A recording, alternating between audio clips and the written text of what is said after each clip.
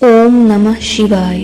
সনাতন ধর্মের অগণিত ভক্ত ও সাধকদের কাছে ভগবান শিব কেবল এক দেবতা নন, তিনি হলেন আদি ও অনন্ত শক্তির আধার।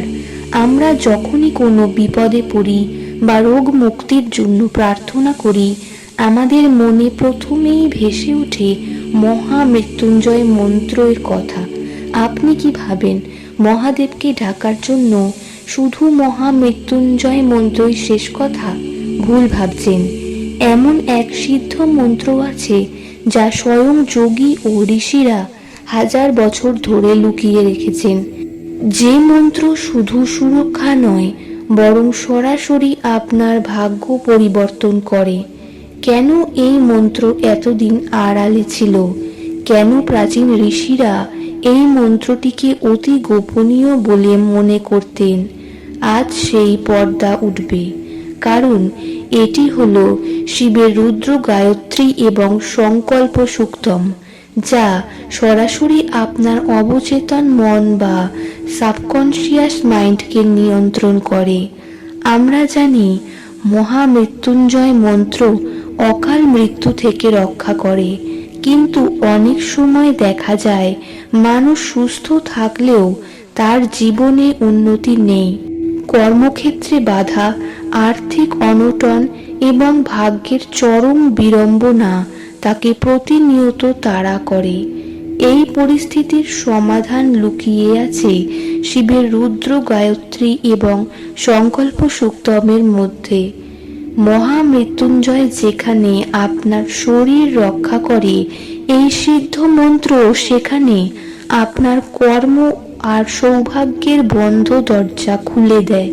মন্ত্রটি হল ওং তৎপুরুষায় বিদ্মহে মহাদেবায় ধীমহি তন্নো রুদ্র প্রচোদয়াৎ।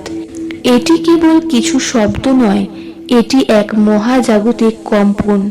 বিজ্ঞানের ভাষায় একে বলা হয় সাউন্ড থেরাপি।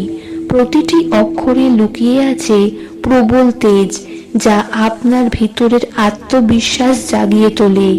এই মন্ত্রের প্রতিটি শব্দ এক মহাজাগতিক বিস্ফোরণ। তৎপুরুষ মানে সেই পরম পুরুষ, মহাদেব মানে দেবতাকুলের অধিপতি, এবং রুদ্র হল শিবের সেই তেজস্বী রূপ যা সমস্ত অন্ধকারকে ধ্বংস করে।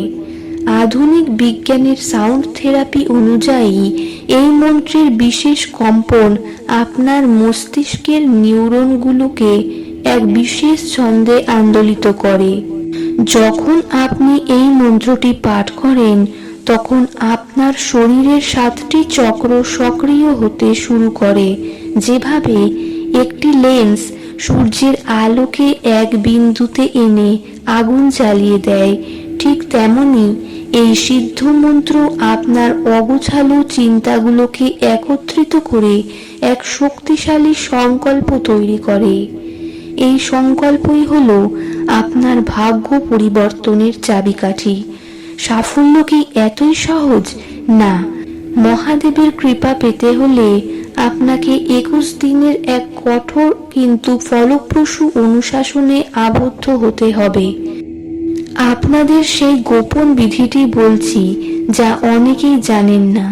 প্রতিদিন ভোর 4টে থেকে 6টার মধ্যে ঘুম থেকে ওঠার চেষ্টা করুন। এই সময়ে প্রকৃতি শান্ত থাকে এবং আপনার মস্তিষ্ক মহাজাগতিক শক্তি গ্রহণের জন্য সবচেয়ে উপযুক্ত থাকে। একটি পশমের বা কুশের আসন বেছে নিন। উত্তর বা পূর্ব দিকে মুখ করে বসুন।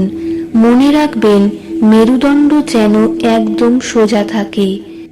108টি পুঁতির একটি আসল রুদ্রাক্ষের মালা ব্যবহার করুন। রুদ্রাক্ষের প্রতিটি ঘর্ষণ আপনার আঙুলের মাধ্যমে স্নায়ুতন্ত্রে ইতিবাচক বার্তা পাঠায়। জপ করার সময় চোখ বন্ধ করে নিজের 2 ভ্রুর মাঝখানে বা আজ্ঞাচক্রে মহাদেবের একটি জ্যোতির্ময় রূপ কল্পনা করুন। মনে করুন সেখান থেকে নীল আলো আপনার পুরো শরীরে ছড়িয়ে পড়ছে। অনেকে প্রশ্ন করেন, মন্ত্র জপ করলেই কি টাকা আসবে? উত্তর হলো, মন্ত্র আপনার জন্য সুযোগ তৈরি করবে। রুদ্র গায়ত্রী মন্ত্র জপ করলে আপনার বুদ্ধিবৃত্তি তীক্ষ্ণ হয়, আপনি সঠিক সময়ে সঠিক সিদ্ধান্ত নেওয়ার ক্ষমতা ফিরে পান। আটকে থাকা পৈতৃক সম্পত্তি উদ্ধার, ব্যবসায়িক মন্দা থেকে মুক্তি এবং জীবনের কঠিনতম সময়েও শান্ত থাকার শক্তি দেয় এই মন্ত্র। 21 দিন একটানা এই জপ করার পর আপনি লক্ষ্য করবেন আপনার চারপাশের মানুষ আপনার প্রতি বেশি ইতিবাচক হচ্ছে। সুযোগগুলো হঠাৎ করেই আপনার দরজায় আসতে শুরু করেছে। এটি হলো ভাগ্যের সেই পরিবর্তন যা মহাদেবের আশীর্বাদে সম্ভব। মন্ত্রের চেয়েও বড় হলো আপনার ভাব বা ভক্তি। আপনি যদি মনের মধ্যে কারোর ক্ষতি করার ইচ্ছা বা অবিশ্বাস নিয়ে এই মন্ত্র পাঠ করেন, তবে এর কোনো ফল পাবেন না।